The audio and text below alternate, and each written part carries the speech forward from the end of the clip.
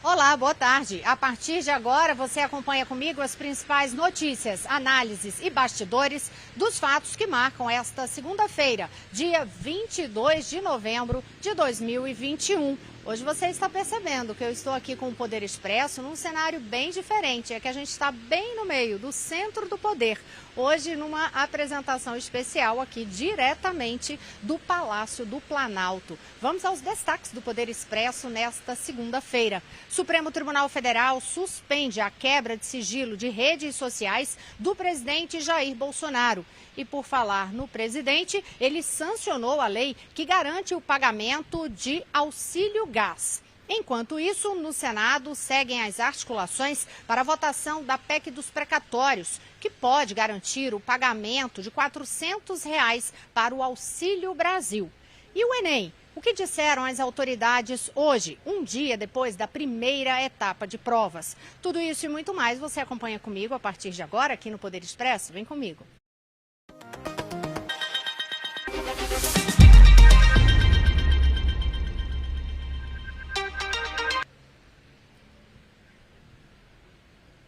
Gente, agora eu começo o programa desta segunda-feira. Eu começo falando sobre uma operação que está ocorrendo no Rio de Janeiro, no Complexo do Salgueiro. Já vou acionar imediatamente a nossa reportagem por lá, a repórter Branca Andrade, porque, inclusive, os moradores encontraram corpos em Manguezal. Branca vai contar pra gente o que foi essa operação e qual é a situação do momento. Branca, boa tarde. Boa tarde. Olha, meu horário de trabalho é para o Primeiro Impacto no SBT. Eu entro logo de madrugada e a minha equipe, eu e o Thiago Ramos, meu cinegrafista, fomos direto lá para o Complexo do Salgueiro, depois de recebermos áudios informando, de mulheres e mães desesperadas, informando a morte de pelo menos 20 pessoas e 20 corpos estariam no mangue. Esses áudios eram desesperados e eram áudios de vozes diferentes, eram pessoas diferentes falando. Apesar da gente sempre achar que pode ser uma fake news, uma mentira, nós fomos para o trabalho e, ao chegarmos lá, decidimos ir até o local para averiguarmos de fato o que estava acontecendo. E, ao chegarmos lá, nós encontramos uma situação desoladora. Os moradores não conseguiam ajuda do Corpo de Bombeiros e dos rabecões para que eles entrassem dentro da comunidade, por ser uma área de risco, para efetuar a remoção dos corpos. E os próprios moradores iam para a área de mangue fazer essa retirada. Eu e o Thiago Ramos, meu cinegrafista, acompanhamos, fomos a única equipe em solo a acompanhar de perto tudo isso, toda essa cena muito triste. E eu vou chamar a reportagem que a gente realizou esta manhã lá no Complexo do Salgueiro, em São Gonçalo, aqui no Rio de Janeiro. Chegou. Isso aí é covardia, isso é chacina, tá? Não importa que foi a polícia, que foi a BOP, que fez, não, isso é chacina. Complexo do Salgueiro. Desde o início da manhã, nossa equipe acompanhou com exclusividade o drama dos moradores da região da Palmeiras, em São Gonçalo, para retirar os corpos abandonados no mangue. Chegaram atirando aí, matando todo mundo aí. Isso é covardia. Mais um corpo é retirado da região de Mangue, onde foram abandonados pelo menos 10 corpos, segundo os moradores. Esse agora é o corpo do senhor Hélio, um senhor de 60 anos que morava aqui na comunidade. Ele era eletricista e levou um tiro nas costas e uma facada no pescoço. Segundo os moradores, o filho dele, que se mudou para a comunidade há cerca de um mês, também está entre os mortos. Como o Corpo de Bombeiros não consegue entrar aqui na comunidade, os próprios moradores estão retirando os corpos do mangue e colocando em um local de mais fácil acesso à espera da chegada do Corpo de Bombeiros do Rio de Janeiro. Eles só entram pra isso, quando eles vêm. E sai da frente que eles vêm dando tiro dentro da estrada. Até da estrada eles vêm dando tiro. No local onde estavam os corpos, foram encontradas várias cápsulas de fuzil deflagradas. A dificuldade para retirar o corpo de mais esse jovem. Eles vão passando em meio à mata, em meio ao solo, totalmente cheio de lama, para retirar. Quando chegam no local, ao lado dos outros corpos, eles identificam a pessoa que estava abandonada ali no mangue E é aí que começa a comoção. Quem vai depois de tirar os corpos? Os moradores. Porque nessa hora não tá ninguém. Tá pegou, saiu dando Feliz Natal aqui, ainda dando adeusinha ainda. Poxa, gente, isso não é coisa que faça, não. Segundo informações dos moradores, no sábado os policiais invadiram esse clube, roubaram todas as bebidas, consumiram, fizeram um churrasco. No domingo a situação se repetiu e depois daqui eles foram cometer todos os crimes que nós estamos mostrando nessa matéria aqui de hoje. Após a chacina, os policiais ainda deixaram um bilhete. Os moradores também acusam a polícia militar de ter torturado as vítimas, invadido casas e roubado as armas e dinheiro encontrados com os suspeitos. Eu moro aqui quase 40 anos, criei 3 meninos aqui dentro. Um já foi espancado pela polícia, vindo do trabalho. Poxa, isso não é vida. Isso não é vida não, gente. Dá oportunidade. Mas não faz uma coisa, vou dar oportunidade. Vocês vão preso, que eles têm como levar preso. Vai abrir a porta de emprego. Bate nas portas dos outros, quebra a porta dos outros, chuta a porta dos outros. Eles vieram para destruir a comunidade inteira, entrou na casa de morador, quebrou as coisas, comeu a comida dos moradores. Eles são um povo de porco. Olha o que eles fizeram ali. Acabou com a vida de todo mundo aqui, devastaram a vida de todo mundo aqui, acabou com tudo. Cada vez que eu assisto a essa matéria, a sensação que eu tenho é que eu estou revivendo novamente cada corpo retirado daquele mangue abandonado. Se não fosse a nossa equipe ter a coragem de entrar num local desse, tomado pela violência, pelo tráfico de drogas, mesmo sem a presença da polícia, esses corpos hoje seriam invisíveis. A pergunta que fica, eu só posso lidar com fatos aqui, Rosé, a pergunta que fica é onde estão as armas? E se era um confronto, por que essas armas não estavam com esses corpos junto com eles e por que esses corpos tiveram que ser escondidos no mangue? As perguntas ficam aí, agora quem responde realmente é a investigação, é a polícia, a gente precisa de tempo, o Ministério Público precisa olhar para isso com atenção, mas segundo os moradores, foi chacina. Rosiana. Obrigada, Branca Andrade, parabéns pela cobertura para você e para o seu cinegrafista também, viu? E eu sei que você está atualizando as informações, inclusive para a reportagem no SBT Brasil. Então, continua com a gente, você que está nos acompanhando, tanto no SBT News como também na telinha do SBT, a partir das 19h45, informações atualizadas sobre este assunto. Eu sigo aqui no noticiário do Poder Expresso, agora para falar aqui deste poder em Brasília e especificamente começando com uma notícia lá do Poder Judiciário. O ministro Alexandre de Moraes suspendeu aquela quebra de sigilo de redes sociais do presidente da República, Jair Bolsonaro, quebra de sigilo que havia sido solicitada pela CPI da pandemia. Foi diante das acusações que a CPI da pandemia fazia de que o presidente estaria envolvido em relação à propagação, por exemplo, de notícias falsas em relação ao conteúdo de tratamento da Covid-19. Então, aqui eu vou ler o que tem nesse texto do ministro Alexandre de Moraes em relação à decisão dele. Ele diz o seguinte: é um despacho de 13 páginas que foi assinado no dia 19, mas divulgado agora.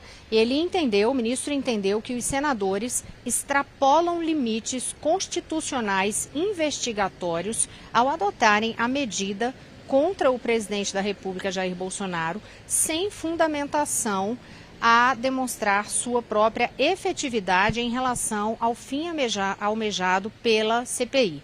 E aí, na sequência, ele diz o seguinte: mesmo reconhecendo as comissões parlamentares de inquérito poderes instrutórios legitimadores de atos de natureza constritiva, as medidas distanciaram-se de seu caráter instrumental, pois o ato acabou por extrapolar os limites constitucionais investigatórios de que, dotada a CPI ao aprovar requerimento de quebra e transmissão de sigilo telemático do impetrante, entre outras determinações, sem que tenha apresentado a fundamentação. Aí ele segue, gente, já para adiantar para vocês, no site sbtnews.com.br, você pode olhar a decisão, verificar outros detalhes em relação a esta decisão do ministro Alexandre de Moraes.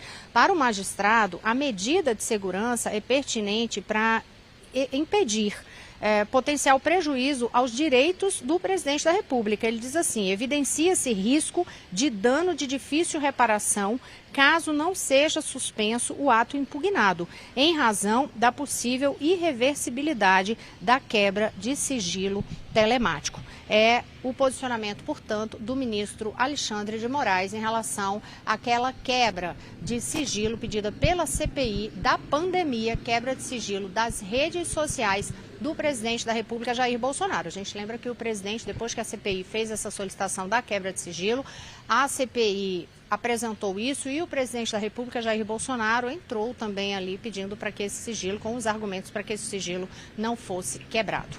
Sigo no noticiário agora, vamos falar sobre o Enem, gente. Ontem foi a primeira etapa do Exame Nacional do Ensino Médio, aquela aplicação de provas que inclui a redação. E aí hoje ampla repercussão em relação a isso. O presidente da República voltou a negar interferência do governo em relação à elaboração do Enem, mas fez uma consideração falando bem diretamente para o seu eleitorado que o Enem já está mudando. Acompanhe. Estão acusando aí o ministro Milton, né, de ter interferido na elaboração das provas. Olha, se ele tivesse essa capacidade, eu não teria nenhuma questão de ideologia nessa Enem, agora que teve ainda. Você é obrigado a aproveitar banco de dados de anos anteriores, você é obrigado a aproveitar isso aí. Agora, dá para mudar? Já está mudando. Você não viram mais a linguagem de tal tipo de gente, com tal perfil. Não existe isso aí. A linguagem, o que o cara faz entre quatro paredes, é o problema dele, pô. Tá? Agora, não tem mais aquilo. A linguagem neutra, não sei de quê. Não tem mais.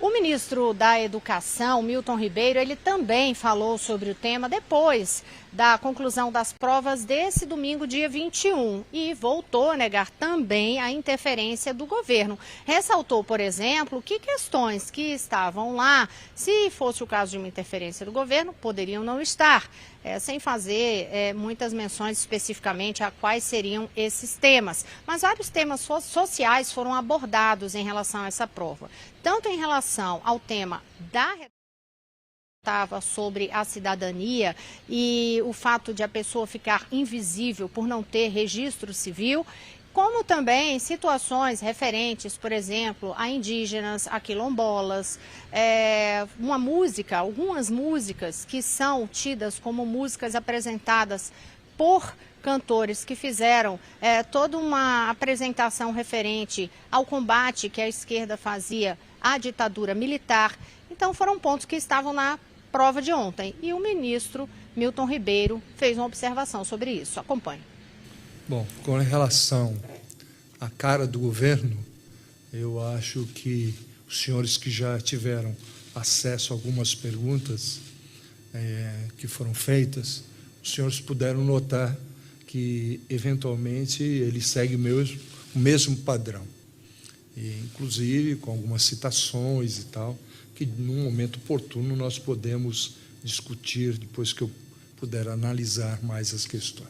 Então, isso foi uma narrativa, tentaram politizar a prova, não houve, repito, nenhuma interferência, e eu apontei quando estive na Comissão de Educação que a hora que a gente tivesse acesso às perguntas, nós poderíamos ver que aquilo que eu estava falando era a realidade, nenhum tipo de interferência. Talvez, se tivesse nossa interferência, pode ser, até falam hipoteticamente, poderia ser que algumas perguntas nem estivessem ali. Mas tem algumas questões que tocam alguns temas que, numa visão mais conservadora, são mais caros ao nosso governo.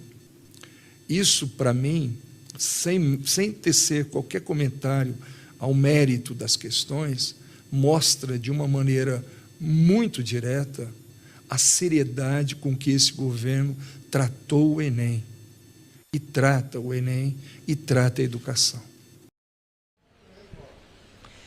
E eu conversei agora à tarde com a presidente do Conselho Nacional de Educação, a doutora Maria Helena Guimarães, a respeito desse conteúdo da prova do Enem, a respeito da gestão mesmo do Exame Nacional Exame Nacional do Ensino Médio.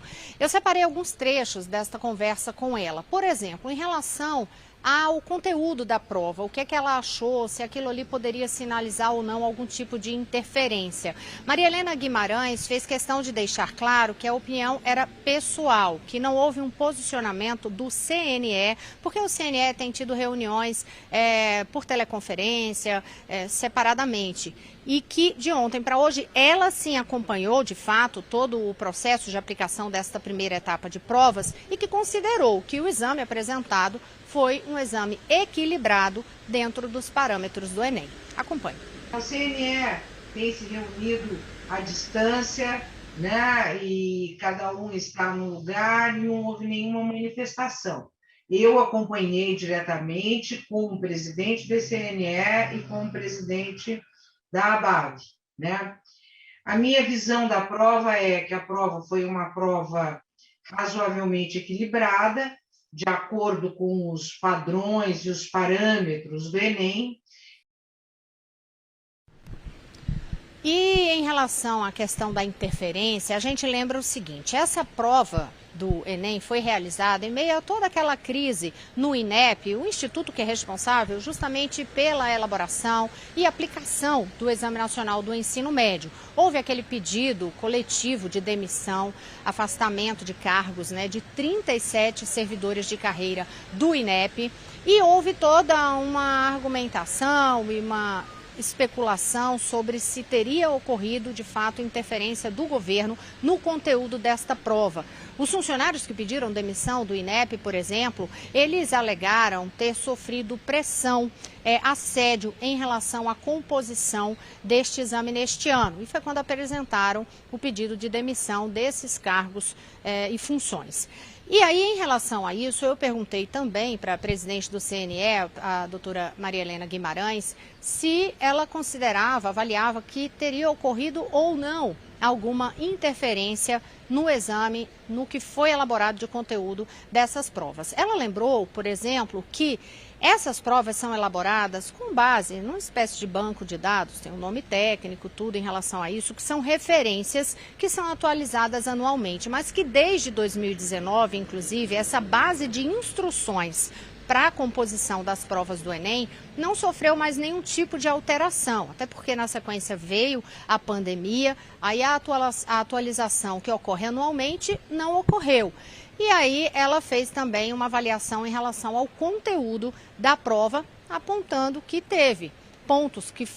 houve pontos ali colocados que estariam numa linha que não seria de agrado do governo, por exemplo, e que, portanto, no entendimento dela, não deve ter ocorrido interferência. Acompanhe. Eu acredito que não tenha ocorrido nenhum tipo de interferência, né? Uma vez que os padrões do Enem foram mantidos. Claro que algumas perguntas, como, por exemplo, sobre a ditadura militar, esse era um tema que tinha sido discutido nos jornais. Esse tema não apareceu, mas aparecem temas como os indígenas, os quilombolas, as minorias, né? A questão dos direitos humanos, a ditadura do Vargas, né? Todos esses temas aparecem inclusive um tema ligado lá ao Engels, né? Como também um outro tema na parte de história do cantor Zé Ramalho. Então, são temas críticos, tradicionais nas provas do Enem e que esse tipo de abordagem crítica foi mantida. E aí, gente, para observar também o seguinte, o Enem está passando por uma consulta pública em relação à sua governança. Essa consulta pública é feita justamente pelo CNE, o Conselho Nacional de Educação. O Conselho começou a estruturar as bases dessa consulta pública há um ano. Neste mês de novembro, abriu a consulta e até o dia 26, portanto, ao longo desta semana, qualquer pessoa que queira participar para apresentar sugestões sobre alterações que considera que devem ser feitas em relação à elaboração e aplicação do Exame Nacional do Ensino Médio, qualquer pessoa que queira participar pode entrar lá no site do CNE e fazer essas sugestões. Deixando bem claro o seguinte, essa consulta pública não tem nenhuma relação com essa crise que ocorreu do INEP com o pedido de demissão de 37 servidores, não. Essa consulta foi aberta para poder adequar o Enem ao novo ensino médio, que começou a ser implantado em todo o país. E a ideia é que essas sugestões que estão sendo apresentadas passem a ser implementadas a partir de 2024. De toda forma, Maria Helena Guimarães, presidente do CNE, conversando comigo, ela também ressaltou o seguinte, que um ponto importante em relação ao Enem é realmente garantir uma governança que não permita que qualquer mudança no INEP ou no MEC, o Ministério da Educação, tenha impacto em relação à elaboração do exame. Confira. O Enem precisa ter uma estrutura de governança que garanta segurança, previsibilidade, né? E transparência ao longo do tempo. Nós não podemos ter uma mudança no Enem para cada mudança na gestão do MEC ou na gestão do INEP. É isso, gente. E aí, na próxima semana, para concluir o assunto Enem, no próximo domingo, tem mais uma etapa de provas, dia 28. Então, é a parte que vem, de exatas, enfim.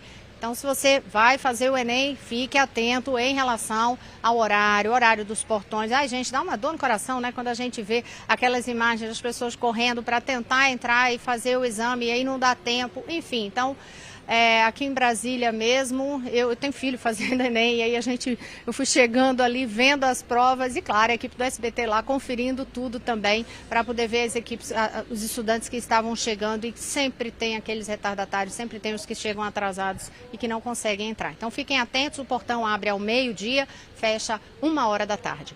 Mudando de pauta, agora eu vou falar sobre auxílio gás. O presidente da República, Jair Bolsonaro, ele sancionou a lei que garante o pagamento do auxílio gás. É uma lei que foi aprovada no Congresso Nacional ao longo deste mês, passou pela Câmara e passou pelo Senado Federal e permite o seguinte, que pessoas de baixa renda, aquelas pessoas que realmente necessitam de auxílio social, de assistência social do governo, elas recebam um Vale Gás a cada 2 meses, que vai corresponder a 50% do valor médio do botijão de gás de cozinha.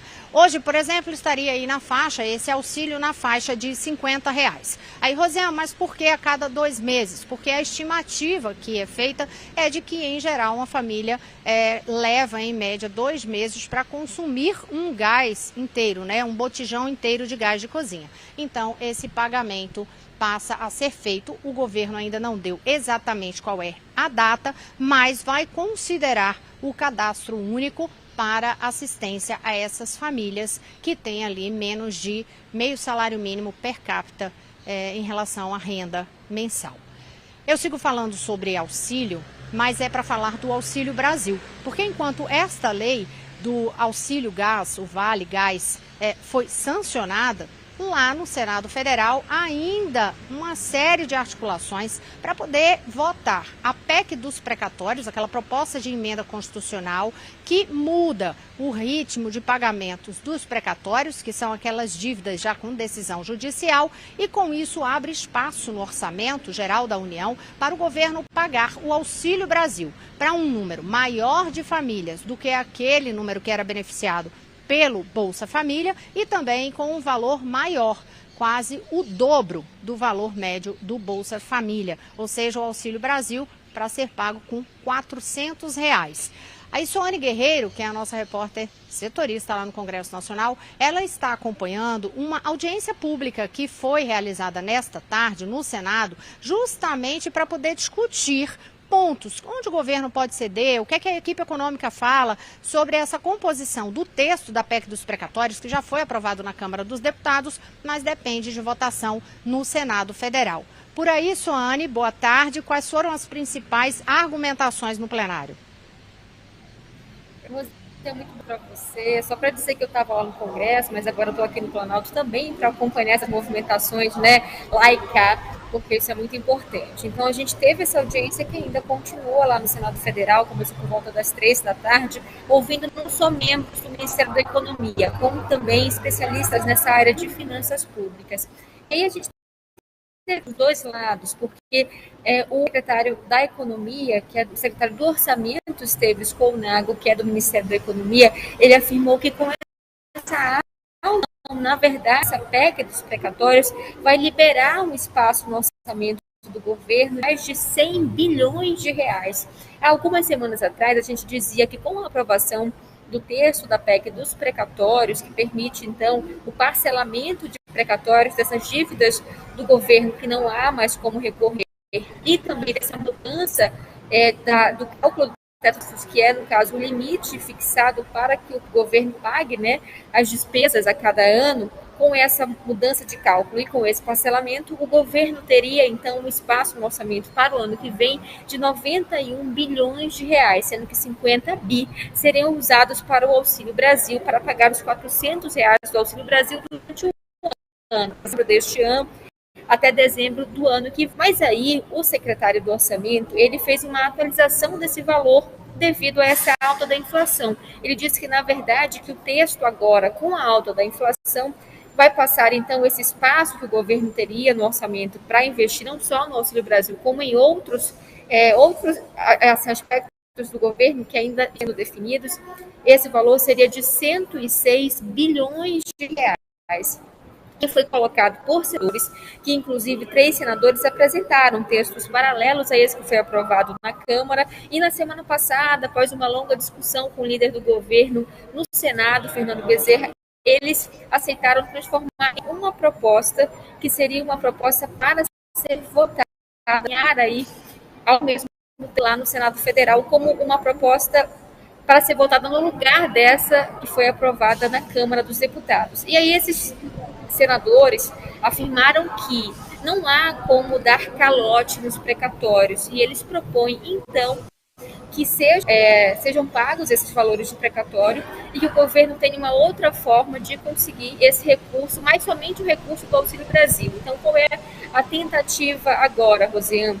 É que os senadores estão conversando de que seja aprovado somente um texto que preveja o valor exclusivo do Auxílio Brasil, sem prever essas outras sobras. E aí, o que o governo, interlocutores do governo tentam conseguir é fazer com que esse programa não valha só por um ano, ele seja permanente.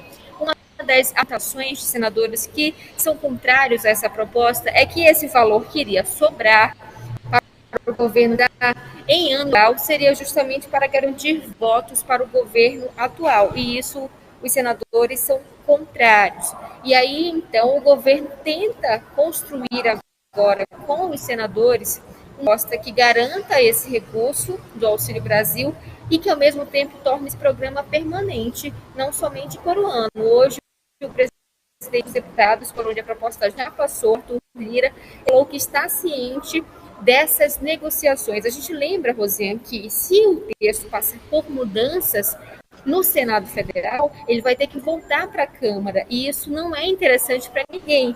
Mesmo quem sabe o urgente que as pessoas recebem auxílio ainda no mês de dezembro. Então, não é interessante nem para o governo, nem para quem é contrário a essa proposta que está esse auxílio, o pagamento dele demore, se delongue. Então, é esse o embate agora, e a gente lembra que essa votação vai ser na CCJ essa semana, que é a Comissão de Constituição e Justiça vai ser na quarta-feira, e talvez vá até quinta-feira, e chegue ao plenário somente na semana.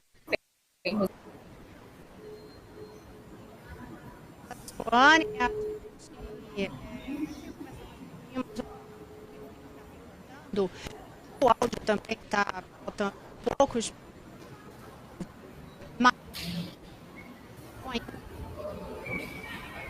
precatórios, eu conversei com o senador José Aníbal, e o senador José Aníbal, que é um dos autores, ele é do PSDB de São Paulo, ele é um dos autores dessa proposta de PEC paralela. E a ideia desse grupo, que é o senador Oriovisto Guimarães, o senador José Aníbal e o senador Alessandro Vieira, a ideia deles é tirar o pagamento de precatórios do teto de gastos e aí abrir, inclusive, uma margem muito maior no orçamento para garantir o pagamento do Auxílio Brasil de R$ 400. O senador José Aníbal diz que com isso seria possível, inclusive, atender um número maior, que é aqueles 17 milhões de famílias que o governo fala em atender. Lembrando que o Bolsa Família era em 14 milhões, o Auxílio Brasil vai para 17. José Aníbal diz que se simplesmente for retirado dessa PEC, for retirado do teto de gastos do pagamento dos precatórios, é possível abrir margem no orçamento para atender 21 milhões de famílias, desde que fique muito claro que os recursos não poderão ser usados em outro tipo de pagamento. Porque, por exemplo, dentro do Congresso, tem se falado que a PEC dos precatórios começou a virar a PEC dos penduricalhos, porque tudo que precisava de abertura de espaço no orçamento fiscal começou a falar na possibilidade de usar parte do que seria possível abrir para o orçamento com essa PEC dos precatórios. Então, por exemplo, se falou tanto na questão do Auxílio Brasil, mas também chegou a se cogitar, o presidente da República, Jair Bolsonaro, chegou a falar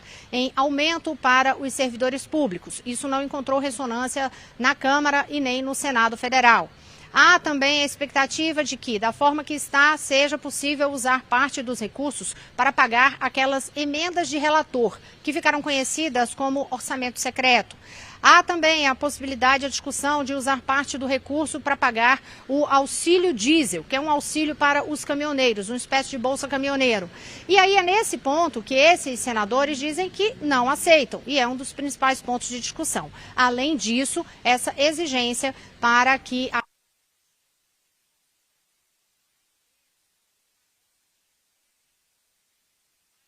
continuar permanentemente com o valor maior. Então eu conversei, como eu ressaltei no começo, com o senador José Aníbal, que falou um pouco mais sobre essa defesa deles de tirar o precatório do teto de gastos e aí sim votar um texto de consenso e votar os outros pontos posteriormente com um fatiamento da PEC.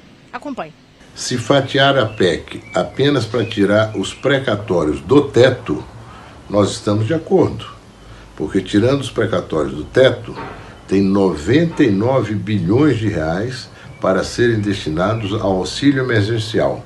Não só para atender 17 milhões de famílias, como quer o governo, para atender 21 milhões de famílias com auxílio emergencial de R$ 400 a partir do mês de dezembro até dezembro do ano que vem. Isso é absolutamente urgente e devia ser a única preocupação dessa PEC. O problema é que na Câmara colocaram muitos penduricalhos e jabutis e quase que desnaturaram a PEC, porque querem também fazer orçamento secreto, querem mudar a data de correção do teto, querem, no fundo, também estourar o teto, não é? Desqualificar um ponto fundamental da política econômica que existe hoje para garantir equilíbrio fiscal. Enfim, o importante, nós estaremos de acordo com aquilo que favorecer a imediata liberação de recursos dos 99 bilhões de reais para o auxílio emergencial, mas desde que não fure o teto e nem dê calote no pagamento das dívidas de precatórios.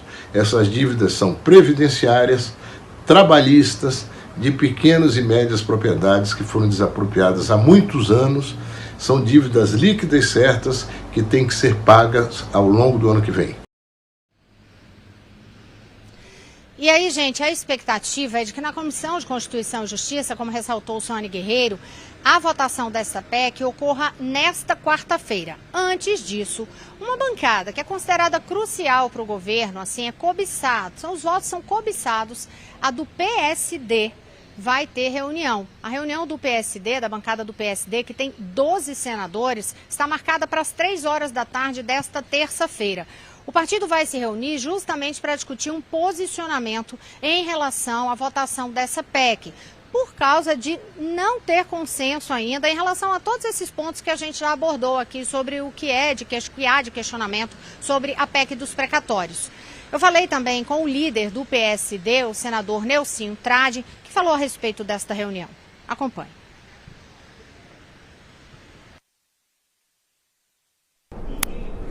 A PEC dos precatórios será discutida no âmbito da bancada do PSD, que é a segunda maior bancada aqui do Senado da República, com 12 senadores, na próxima terça-feira, às 15 horas, onde ouviremos um técnico especializado, um consultor tributário, que irá dirimir todas as dúvidas inerentes a essa complexa e sensível matéria.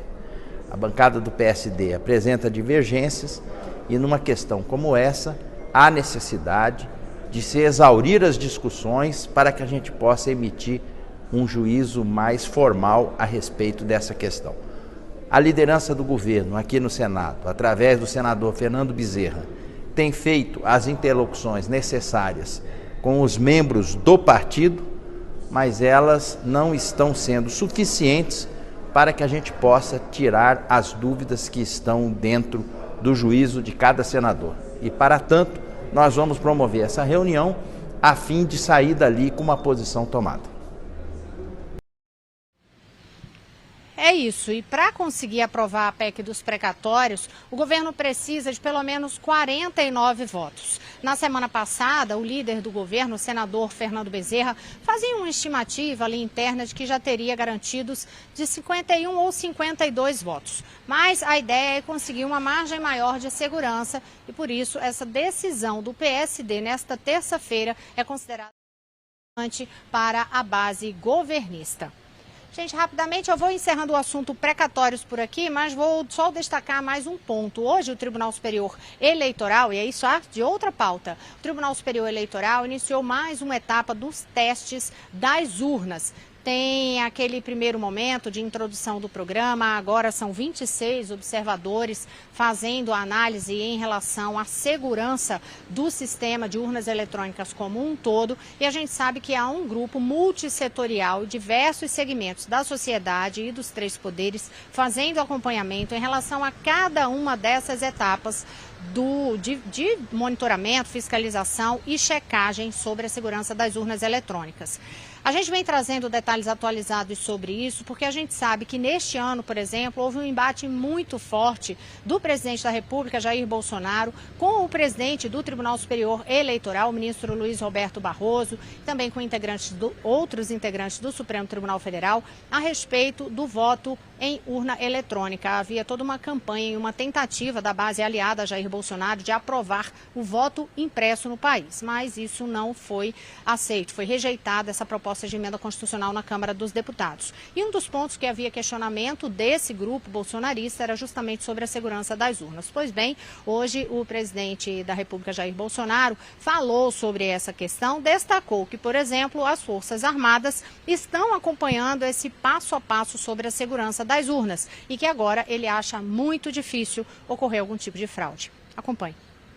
O ministro Barroso, que é o presidente, emitiu lá uma portaria e convidou aí umas 10 instituições, 10. Entre elas, uma tal de Forças Armadas, você deve conhecer, né? Já ouvi falar. Para participar do sistema das eleições do ano que vem. Então nós vamos participar da primeira fase, lá do código-fonte, até a sala secreta. Então não vai ter problema. O ideal é o voto no papel, impresso, o ideal. Mas agora fica quase impossível uma fraude, porque partamos do princípio que não haverá cooptação de militar nessa questão. Outras informações você sabe que pode conferir sempre no nosso site sbtnews.com.br. E claro que eu te convido para, neste momento, já abrir aí outra janelinha no seu computador ou no seu celular e também verificar os destaques do site sbtnews.com.br neste exato momento.